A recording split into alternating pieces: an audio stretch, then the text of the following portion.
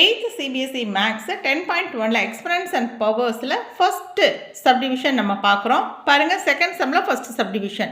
இந்த மாதிரி ஒரு நம்பர் கொடுத்துருக்காங்க. இதோட பவர் வந்து 5 கொடுத்துருக்காங்க. டிவிஷன் கொடுத்து இது கொடுத்துருக்காங்க. எப்போவுமே இந்த சம் கொடுக்கும்போது நம்ம என்ன கவனிக்கணும்னா பவர் வந்து ஈக்குவலாக இருக்கா இல்லை பேஸ் ஈக்குவலாக இருக்கா, எந்த ஃபார்முலா நம்ம யூஸ் பண்ணணும்னு பார்க்கணும். இப்போ இங்கே வந்து பேஸ் வந்து ஈக்குவலாக இருக்குது. இங்கேயும் -4 இங்கேயும் -4 நடுவில் டிவிஷன் சிம்பிள் வந்திருக்கு. அப்போ எந்த ஃபார்முலா யூஸ் பண்ணணும்னா இந்த ஃபார்முலா தான். 8 to the power m divided by 8 to the power n.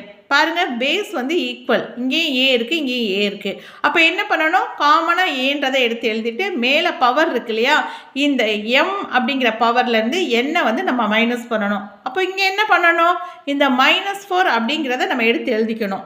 எழுதிட்டு இந்த பவர் 5லேருந்து இந்த 8 அப்படிங்கிறத மைனஸ் பண்ணணும். இப்போ 5 - 8 அப்படின்னும் போது ஆன்சர் என்ன வரும், -3 வரும் இந்த பவர். இப்போ இங்கே பவர் நெகட்டிவில் இருக்குது. நெகட்டிவில் இருக்கக்கூடிய இந்த பவரை பாசிட்டிவாக மாற்றினா என்ன ஐடென்டிட்டினா இந்த ஐடென்டிட்டி தான். அப்போ நம்ம என்ன பண்ணணும், 1 டிவைடட் பை -4 இந்த பவர் -3 அப்படிங்கிறது இங்கே +3 கிடச்சிரும். இதுதான் இந்த சம்மோட ஆன்சர்.